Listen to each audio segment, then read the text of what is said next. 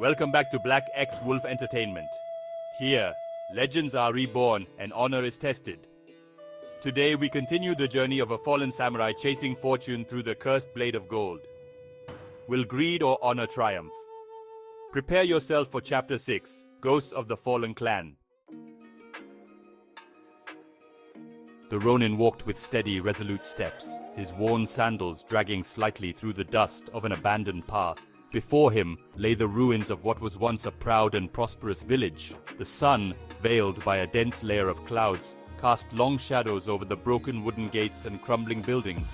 The air was still, yet it felt thick with an unseen presence.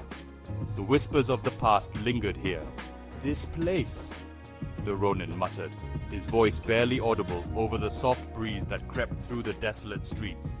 His eyes, cold and hardened by years of wandering, scanned the decayed remnants of the village.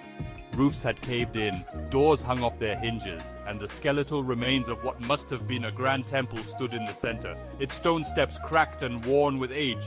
No birds sang, no animals stirred. It was as if even life itself had abandoned this place. As he made his way deeper into the heart of the village, a chill crawled up the Ronin's spine. The temperature dropped, unnaturally so.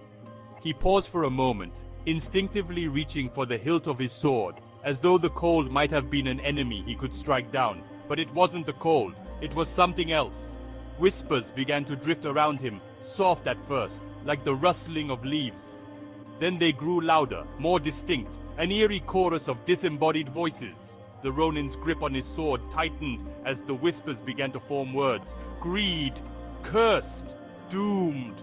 The words echoed through the empty streets, their source nowhere to be found. The Ronin's breath quickened, but his feet continued forward. He had faced many dangers in his life, but this felt different. He was not alone in this ghost town. Out of the corner of his eye, he caught the faintest glimpse of a figure, translucent and pale, flickering in and out of sight like a candle flame struggling against the wind. A warrior, clad in tattered armor, with hollow eyes that seemed to stare into his very soul. "Who are you?" the Ronin demanded, his voice steadier than he felt. The figure did not respond. Instead, more began to appear, one by one. Warriors, women, and children, spectral remnants of the clan that once thrived here. They stood silently, their eyes vacant, their forms shimmering like heat rising from the ground. A voice, clearer than the others, suddenly pierced through the whispers. "We were once proud, once noble." The Ronin turned sharply, his heart pounding as the ghost of an elderly man stepped forward. His form was more solid than the others, though still ethereal. His robes, though worn and faded, bore the emblem of a once mighty clan, a clan that had now fallen into obscurity. "What happened here?" the Ronin asked, though he already knew in part. His mind was drawn to the sword, the blade of gold. Always the sword, the old ghost's eyes, hollow and filled with sorrow, met the Ronin's. "We fell because of greed.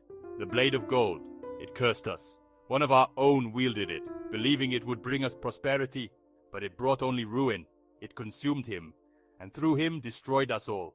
The Ronin's throat tightened, the warnings echoed in his mind. The merchant, the swordsmith, and now this.